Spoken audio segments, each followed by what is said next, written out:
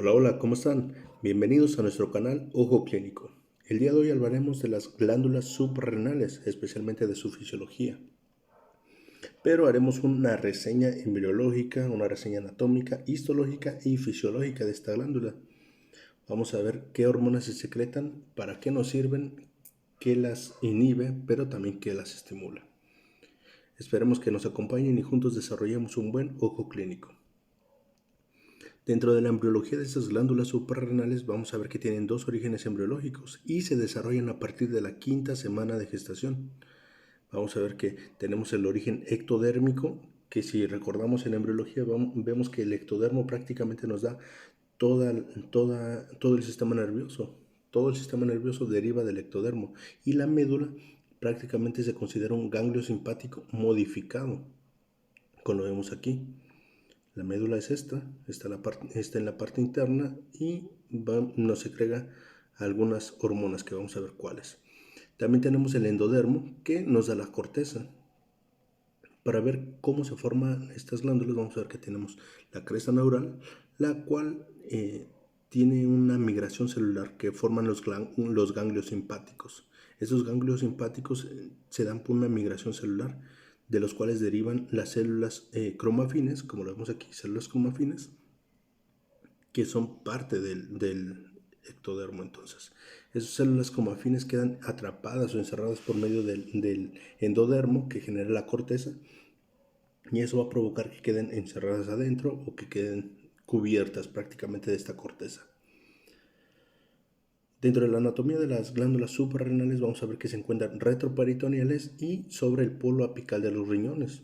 Tienen un peso aproximadamente de 3.5 hasta 5 gramos, algunas literaturas dicen que hasta 8 gramos, miden de ancho aproximadamente 3 centímetros, de largo 5 centímetros, de espesor 1 centímetro y su inervación está dada desde T10 hasta L1. Su irrigación está dada por tres arterias principales, o más bien dicho, las únicas tres, pero es mucha irrigación la que tienen. Las arterias suprarrenales superiores, que son ramas de las arterias frénicas inferiores, como lo vemos aquí. Estas derivan las arterias suprarrenales superiores, las arterias suprarrenales medias, que son rama directa de la aorta, como lo vemos aquí, son estas que salen y son rama directa de la aorta, y las arterias suprarrenales inferiores, que son rama de la arteria renal. La arteria renal tiene una rama que los inerva en la parte inferior. Ambas están irrigadas por estas mismas arterias, tanto del lado derecho como del lado izquierdo. Pero en el retorno venoso no es igual. Vamos a ver que la vena cava inferior sirve como drenaje para la vena suprarrenal. Y en el caso de la vena suprarrenal izquierda, esta vena llega directamente a la vena renal. En caso de la derecha, como lo vemos aquí, apenas se alcanza a ver y llega a la vena cava inferior. Entonces el retorno venoso de la derecha llega a la vena cava inferior y el retorno venoso de la izquierda llega a la vena renal izquierda. Aquí tenemos una imagen más clara, donde tenemos la vena renal derecha que llega a la vena cava inferior. ¿Okay? Dentro de la división funcional vamos a ver que la cápsula realmente no segrega nada, pero tenemos la corteza y la médula que sí segregan hormonas. Las vamos a analizar una por una, y la división de la corteza, porque tiene divisiones. Como vemos aquí, hay diferente forma de estas células. Primero vamos a ver que la cápsula, que es tejido conjuntivo, pues, conectivo, no segrega nada, solamente le da protección. Después tenemos la corteza, la zona glomerulosa, que secreta mineralocorticoides. Tenemos la zona fasciculada, que es un 80% de la corteza. Y tenemos la zona reticulada, que secreta andrógenos. La zona fasciculada, que es la más grande, como ya lo habíamos dicho, secreta glucocorticoides, sobre todo el cortisol. Vamos a ver que esa es su forma. Se supone que es una forma triangular aplanada. Aquí lo tenemos más claro. Vamos a ver que tienen diferente tipo de de morfología de estas células. Vamos a ver que tenemos tejido conectivo en la parte de la cápsula. Este es la zona glomerulosa. Vamos a secretar mineralocorticoides, en especial aldosterona.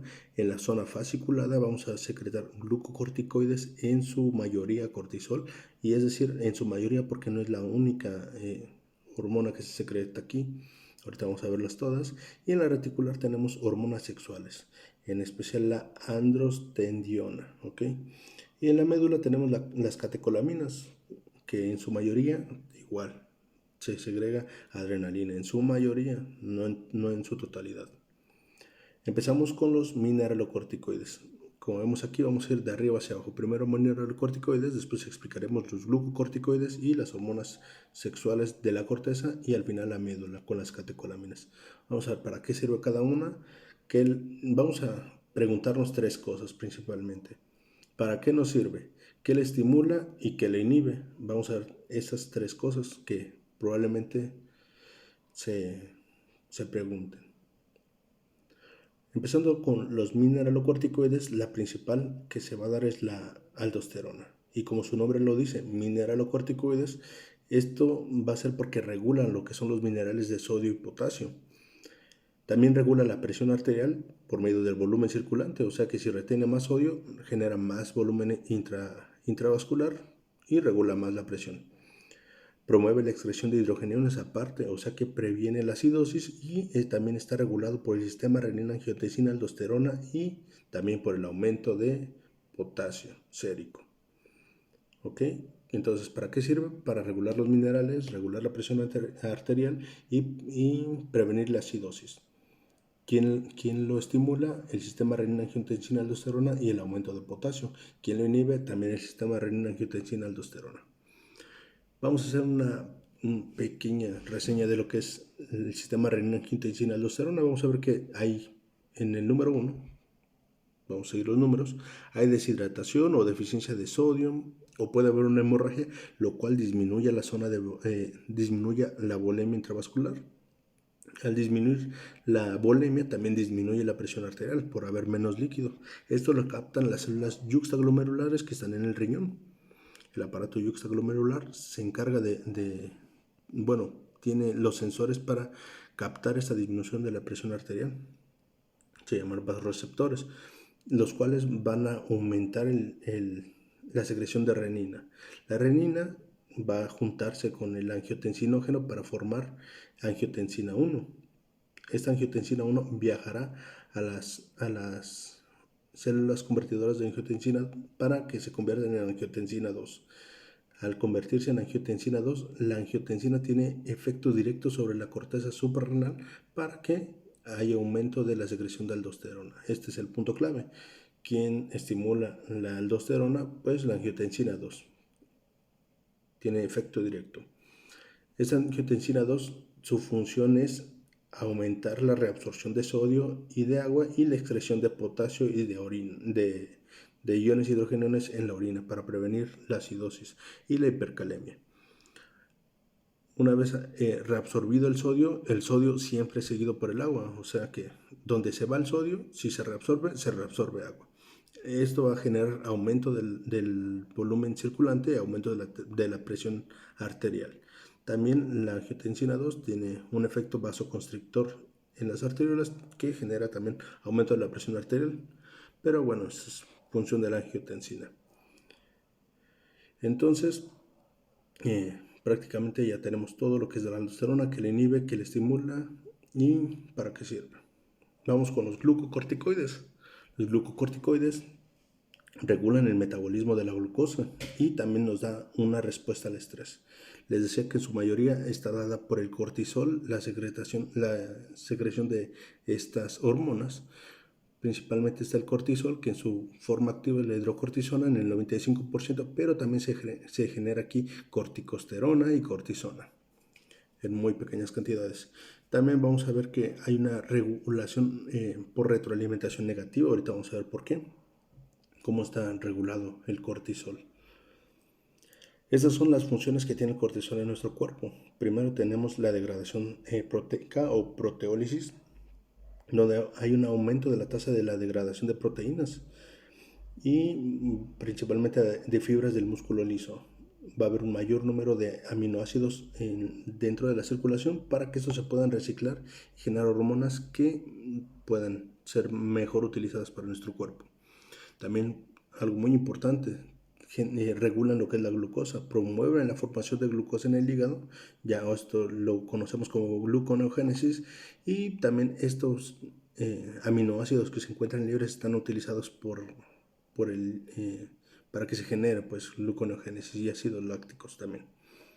Tenemos una degradación de lípidos, a esto le llamaremos lipólisis. Se degradan principalmente los triglicéridos para liberar más ácidos grasos a la circulación también, y se puede utilizar más como energía. También nos va a dar la respuesta ante el estrés, aumentando la glucosa, generando más ATP, aumentando la sensibilidad arterial para tener mayor vasoconstricción, o sea que nos eleva la presión arterial, y también actúa directamente en la respuesta metabólica al trauma. O sea que si hay una lesión o daño al tejido, a algún tejido, se genera también algún tipo de estrés. Pero no nada más eso, el hecho de despertarse nos genera estrés, el ejercicio nos genera estrés, ayuno, peligro, miedo, traumatismos, temperaturas extremas, hemorragias, cirugías, traumas, etc. Cualquier tipo de traumas que nos dé daño endotelial nos genera estrés y se liberan glucocorticoides. También regula el sistema antiinflamatorio y también nos da inmunosupresión porque inhibe los mediadores inflamatorios. Si no hay inflamación, tampoco hay respuesta inflamatoria, y también hay, pues obviamente no hay curación. Vamos a ver que la inflamación realmente es un proceso fisiológico y muy necesario. Si no hay inflamación, tampoco hay proceso de cicatrización, como lo vamos a ver ahorita. También inhibe la acción de los fibroblastos, así que hay disminución de la cicatrización y también disminuye la acción de los glóbulos blancos, dándonos como resultado la inmunosupresión. También vamos a ver que este mecanismo se regula, más bien dicho, por feedback negativo, o sea, el hipotálamo libera corticotrofina, la cual estimula las células corticótropas en la adenohipófisis, y la adenohipófisis manda esas células para que se genere cortisol en la corteza suprarrenal. Ya vimos en qué fase, en qué parte de la corteza, y este cortisol, cuando ya tiene demasiado cortisol el cuerpo, genera un feedback negativo, o sea que el cortisol viaja hasta en el torrente sanguíneo, viaja hasta lo que es el hipotálamo y le dice: ya con esto es suficiente, ya no estimules más. La hormona liberadora de corticotrofina, y en la adenohipófisis igual, ya es suficiente, ya no necesitamos más hormona que estimule, porque ya es mucho, ¿ok? Este es un feedback negativo. Después tenemos los andrógenos, que realmente son andrógenos débiles. Entre ellos está el más importante, la hidroepiandrosterona, que nos brinda los caracteres sexuales, tanto a hombres como mujeres, pero especialmente en el hombre en la pubertad nos da los caracteres sexuales y también nos da la testosterona. Se cree que este actúa solamente en hombres, pero realmente no es así. En las mujeres también nos regula la conducta sexual y la creación de estrógenos, que en la menopausia también estos estrógenos, cuando hay una reducción de los estrógenos ováricos, estos estrógenos se encargan de regular prácticamente, o de hacer un poco más leve, se puede decir, la adaptación a la menopausia. Y por último, la glándula suprarrenal, o la médula suprarrenal.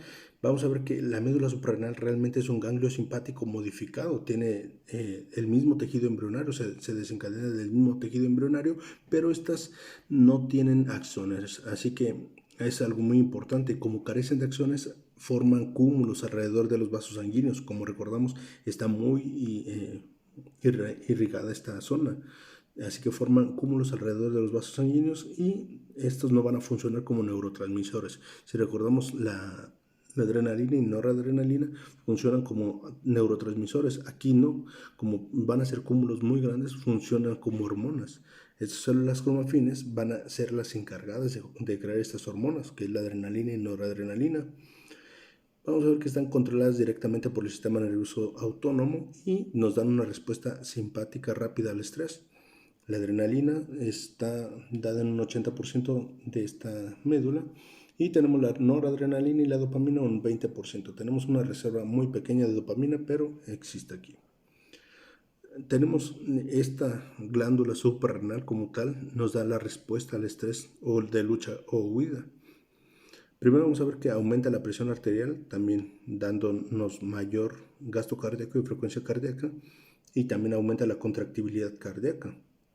También nos va a dar mayor irrigación cardíaca para que podamos tener esta respuesta de contractibilidad, frecuencia cardíaca y gasto cardíaco. Aumenta la irrigación muscular, especialmente en las piernas, para que si tenemos que huir tengamos mayor irrigación en los músculos. Y también hay una mayor irrigación hepática. Aumenta la gluconeogénesis, o sea, forma más glucosa para que haya mayor energía. Aumento de la lipólisis, lo cual nos va a dar también mayor ácidos grasos libres para que también se genere mayor energía. Y esto nos da igual a un aumento del ATP. Esto nos va a dar más energía para que podamos huir. Entonces, como ya lo repetí varias veces, esto nos va a dar prácticamente aumento de la irrigación y de la energía para que podamos tener lo suficiente para correr o huir. Es una respuesta fisiológica también. Vamos a ver que la síntesis de hormonas es algo enredado, pero es algo muy fácil como tal.